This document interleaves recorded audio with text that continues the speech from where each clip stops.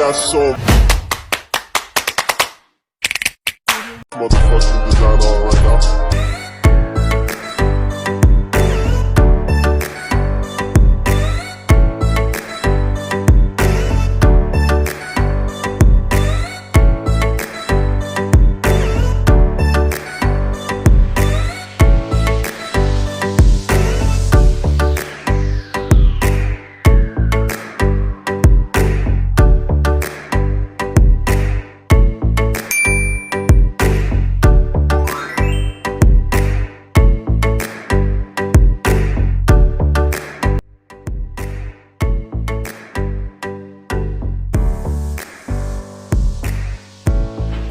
Assalamualaikum warahmatullahi wabarakatuh.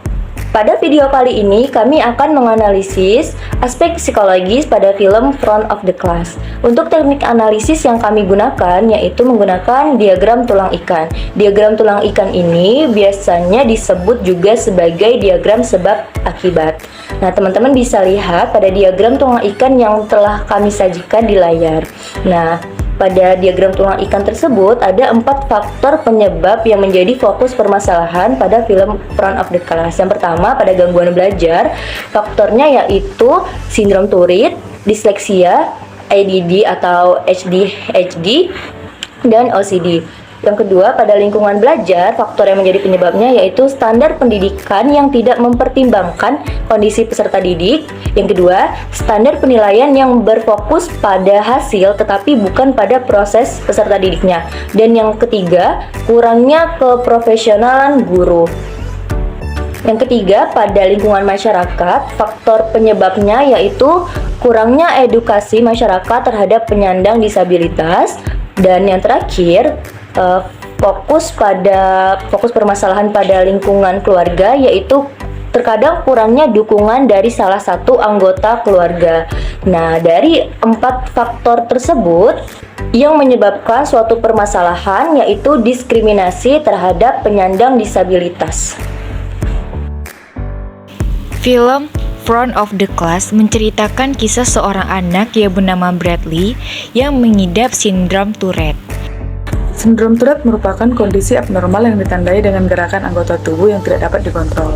Sindrom Tourette dapat terjadi pada setiap orang dari semua kelompok etnis. Akan tetapi, wanita lebih sering terkena 3-4 kali daripada laki-laki. Dengan kata lain, resiko perbandingan antara laki dan wanita adalah 1:3.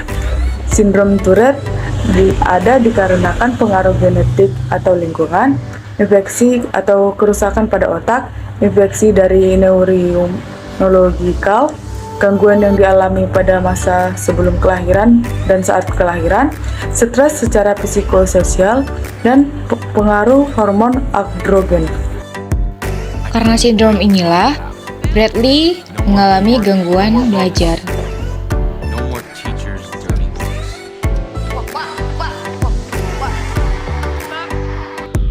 Menurut Hamill, pada tahun 1981, kesulitan belajar adalah beragam untuk kesulitan yang nyata dalam aktivitas mendengar, bercakap, membaca, menulis, menalar, dan dalam berhitung. Gangguan tersebut berupa gangguan intrinsik yang digunakan karena adanya disfungsi sistem saraf pusat. Kesulitan belajar bisa terjadi permasalahannya dengan gangguan lain, misalnya gangguan sensoris, hambatan sosial, dan emosional, dan pengaruh lingkungan, misalnya perbedaan budaya atau proses pembelajaran yang tidak sesuai. Dalam film ini, terdapat juga gangguan belajar lainnya seperti disleksia, ADHD, OCD yang dialami oleh siswa Bradley.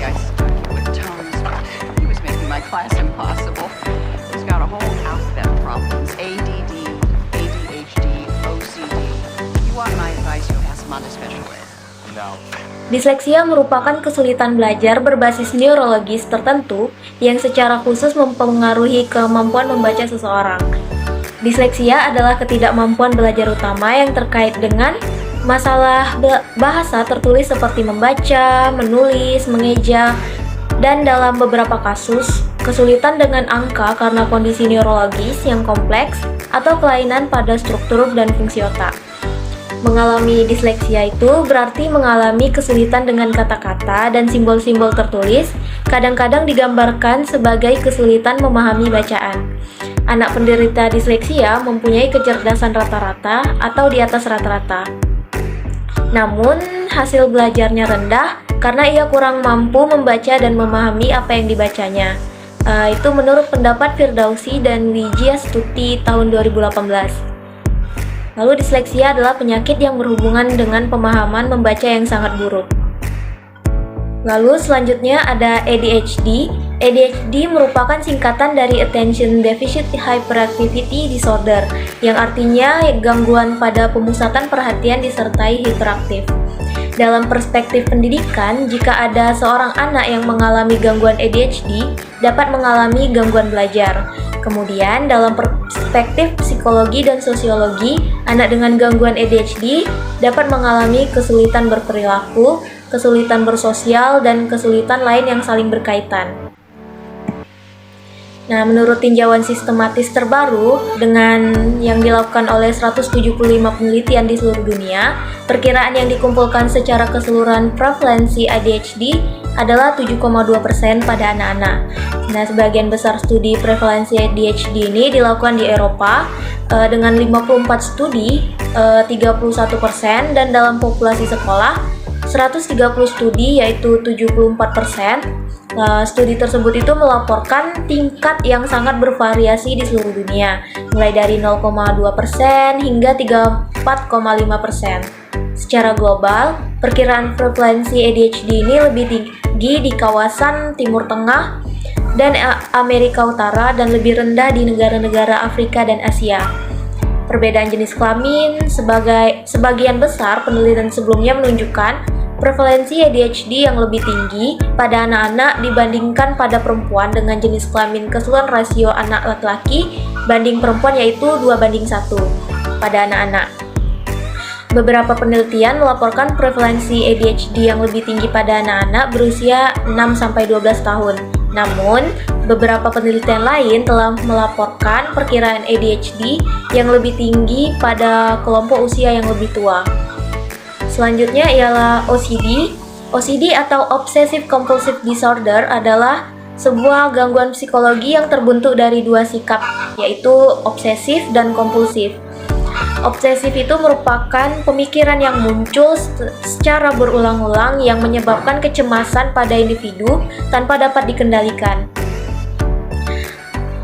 Sedangkan kompulsif itu merupakan keinginan yang tidak bisa ditahan dari individu untuk melakukan sesuatu. Nah, gangguan mental ini merupakan gejala kegelisahan yang luar biasa. Penyandang gangguan ini akan menampakkan gejala berupa sikap berlebihan dalam kehidupan sehari-hari. Now somehow, I don't know how, I made okay grades. But what would take a normal person an hour took me 2 or 3. I mean, I loved learning, but I hated reading. Trying to concentrate brought out the worst in my constant companion.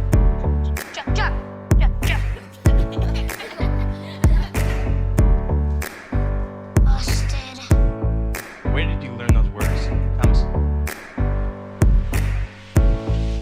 You know you're not supposed to sleep. You can't read it if you don't open it, Thomas. I hate reading.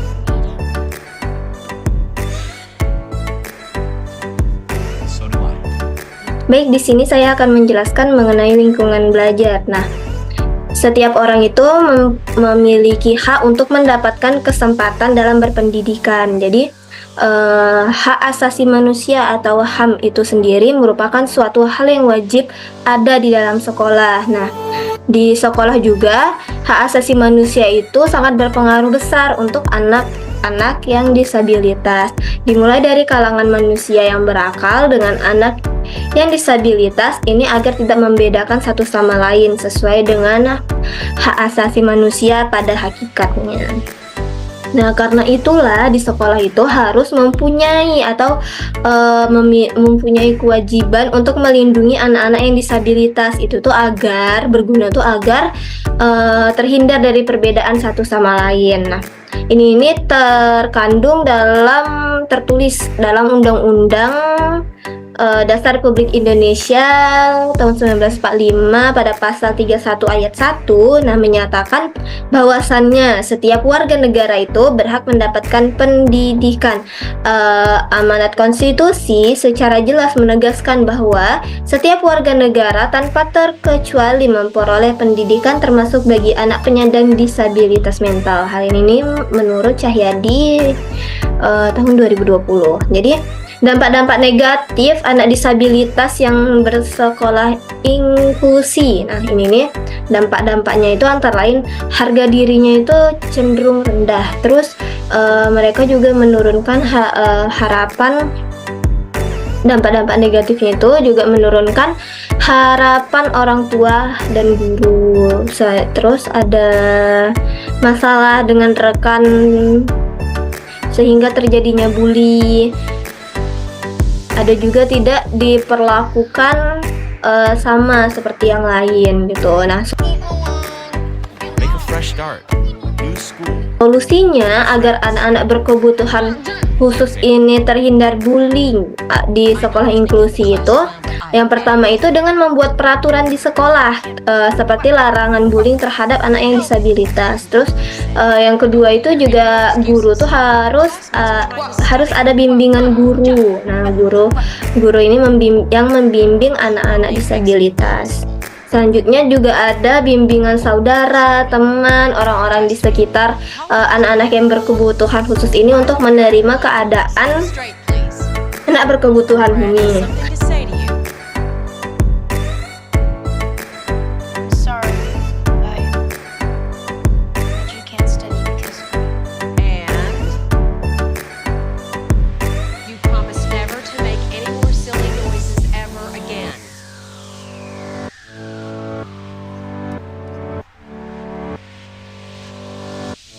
promise I won't make any more silly noises ever again. Jika kita lihat pada film Front of the Class pada menit ke 1 jam 23 menit itu tuh kalau dapat kita lihat tuh di situ tuh guru itu berperan penting dalam proses pembelajaran.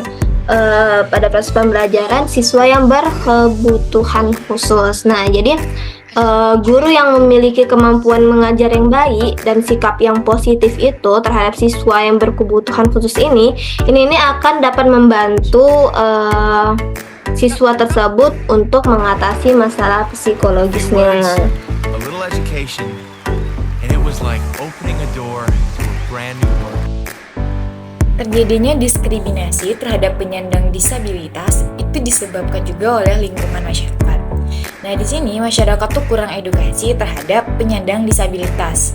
Nah, pandangan masyarakat mengenai sindrom Tourette bahwa gangguan tersebut itu karena adanya roh jahat sehingga perilaku orang tersebut terlihat aneh dan cukup menakutkan seperti orang yang kesurupan. Nah, selain itu ada juga yang mengatakan bahwa itu adalah sebuah kutukan. Pengidap sindrom Tourette sering disangka orang gila atau sedang menari karena tiba-tiba tubuhnya muncul gerakan-gerakan yang spontan atau refleks dan aneh.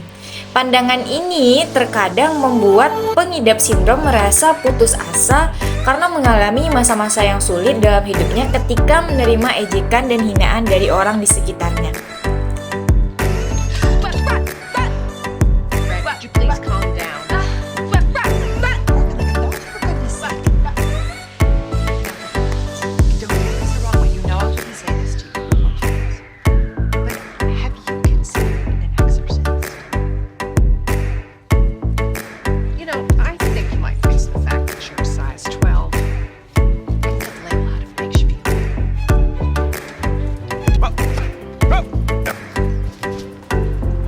Son, you been drinking? No, no, sir. I have Tourette's. Take it easy, son. I'm gonna need you to sign this one. So what kind of job you looking for? Teaching. Masyarakat sekitar seringkali menganggap remeh bahwa orang penyandang disabilitas tidak bisa menggapai apa yang dia inginkan. I get that look a lot, but I never let it get to me.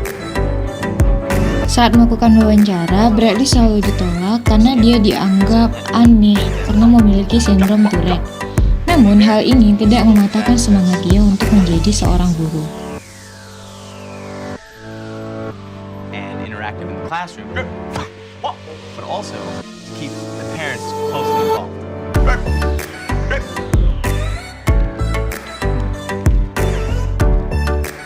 Well, I see you only have your bachelor's degree.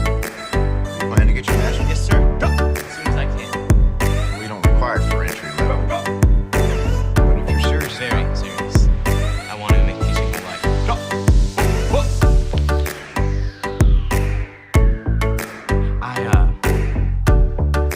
I make these noises because I have Tourette syndrome. I'd like to tell you about it. It's a neurological disorder where my brain sends mixed signals to my body. It's like sneeze. It's irrepressible. Di tengah penolakan dari masyarakat, Tourette tetap berusaha karena adanya dorongan dan dukungan dari ibunya. But, like Mom always said, don't ever give up. Berbeda dengan sang ayah yang terkadang meminta Tourette untuk menghentikan sindromnya. Padahal diketahui bahwa sindrom yang diidap oleh Bradley itu terjadi secara spontan, bukan melainkan keinginannya. Jadi, terjadinya penolakan dari lingkungan masyarakat ini bisa diatasi oleh pengidap sindrom dengan tidak memperdulikan penolakan dan ejekan tersebut karena adanya dukungan, kasih sayang, dan motivasi dari keluarga. Nah, hal tersebut ini membuat pengidap sindrom tetap bertahan, percaya diri, dan berusaha untuk menjadi yang terbaik meskipun ia terus dikucilkan oleh teman-teman dan orang di lingkungan sekitarnya. Ia tidak menghiraukan apa yang dikatakan oleh orang lain mengenai dirinya. Ia merasa percaya diri karena tidak melakukan kesalahan kepada orang lain. Dukungan dari keluarga ini pun sangat penting agar orang tetap merasa percaya diri dan bersikap positif ketika berada di luar rumah. The hardest part was knowing how tough I made things for Mom. I tried as best as I could for Dad. Brad, please stop doing that. Can't.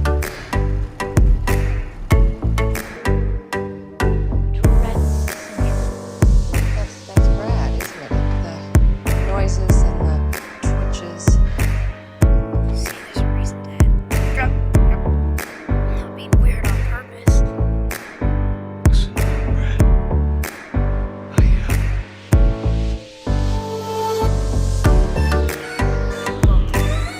That's all I have to say.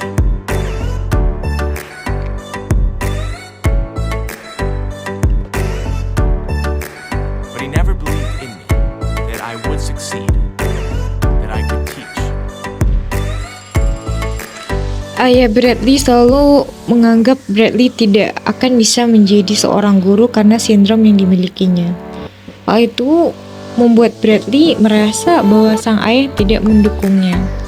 Namun itu tidak mematahkan semangat Bradley.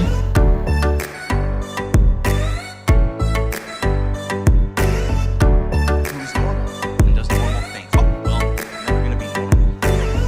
Maybe that's not. Ketika Bradley mulai putus asa, ibu tirinya datang untuk memberikan dukungan kepadanya bahwa Bradley, walau memiliki sindrom Tourette, dia tetap bisa mengajar karena dia memiliki suatu keistimewaan.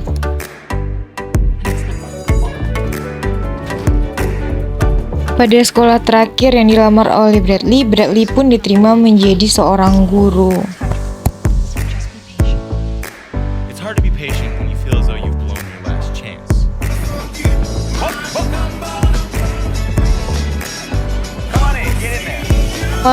Selama menjadi guru, Bradley banyak disenangi oleh peserta didiknya. Point it out. Point it out. Point it out. Bradley juga memahami karakteristik dari setiap peserta didiknya yang membuat peserta didik semakin semangat saat mengikuti kelasnya. You don't have permission to leave your seat. Dalam menangani anak-anak yang mengalami kesulitan belajar seperti Thomas yang mengalami ADHD, I need to sharpen my pencil. Now, Thomas. All right, now, where's Maxine and her big red truck gonna be on Tuesday? Be ready for tomorrow, David. All right, hey, walk. I really like your hat,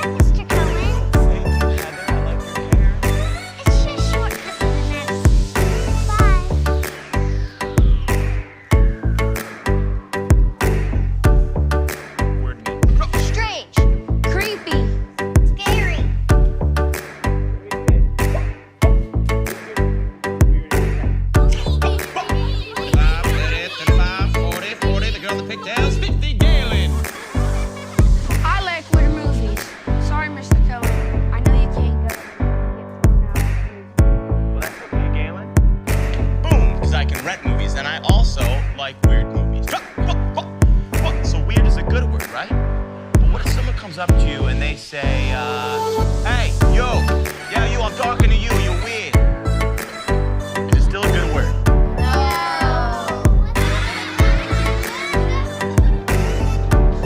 Hard-Harvard extremely Dan pada akhirnya ayah Bradley memberikan dukungan kepada Bradley untuk menjadi seorang That's my guru. dad.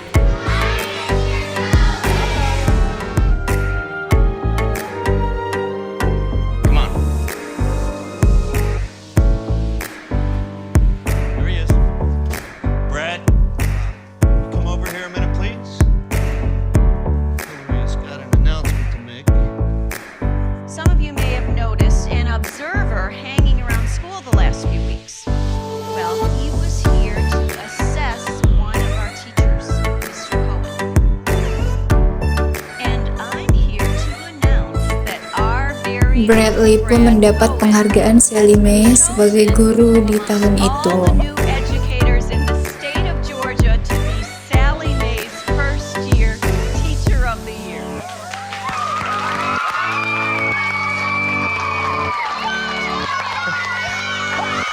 As I looked at my students, I felt like a kid inside because children look at life differently than most adults. They see the world and say,